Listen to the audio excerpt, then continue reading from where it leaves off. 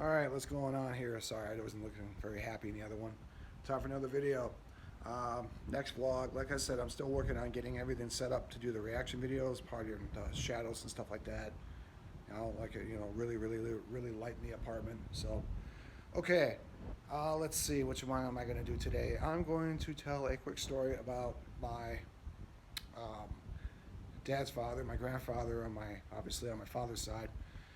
Um, Grandfather was I believe he was an FBI agent, and he was also a judge. I believe he was a federal judge too. So the thing that was badass about my grandfather is that first of all, good old Grandpa Jack didn't put up with anything. He didn't take any shit from anyone. No matter, I think he was only like 5'3", 5'4", but he was still a tough guy.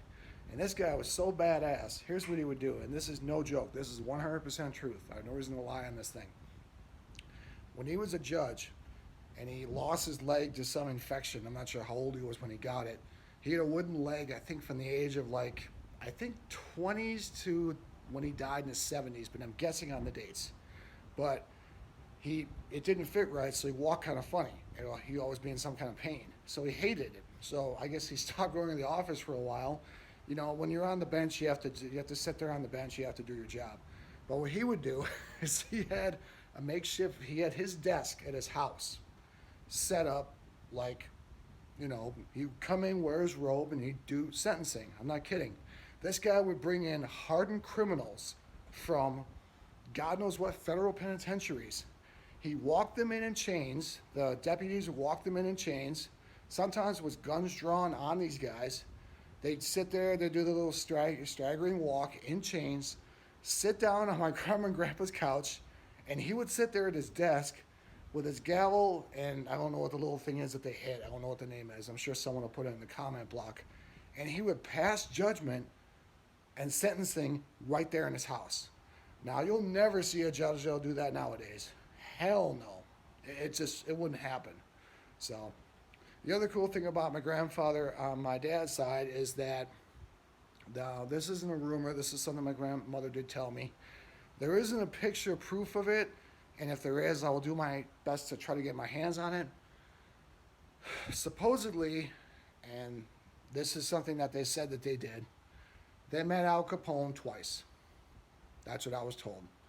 And I'm not saying what Al Capone did was right. Of course, what he did was wrong. But of all the gangsters in the world, I respect him the most. I think Al Capone was a true pioneer. Murdering, of course, is wrong. Theft, robbery, and all that kind of stuff is wrong. It's illegal. You're not supposed to do it. But how he ran things, it worked. So I have nothing but respect for him as a gangster. As a person, of course, he knew better than to do that kind of stuff. But when you're making what, $3 or $4 million back in 1921, 22, I mean, come on. That's just what he did. And unfortunately, he was good at it. But I respected him as a gangster. So, not saying I'd be one, because if I was, I wouldn't be doing this. So, that's about it. Another story from the family. Next one, I'm going to go into my grandfather on my mom's side. Interesting stories about him. Nothing but respect for the grandparents.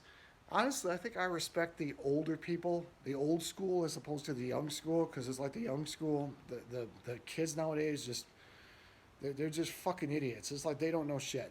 It's like they think they know everything, and the minute they get online, they read something, they're like, oh, I experienced that. No, you didn't. You don't know what you're talking about. I'm not saying I disrespect all kids, but come on. Everyone knows they got big mouths and never know when to shut up. So, but if they want to watch my vlogs, hey, cool. Thank you. Please subscribe and, oh, shout outs, of course. I almost forgot. Shout out to my boy Chaz, of course. Keith, you're in Kuwait. Yeah, I'll say hi to John too. What the hell? Why not? As much as I don't like him, you know what? I'm gonna try and let bygones be bygones and get past that in my life. Who else?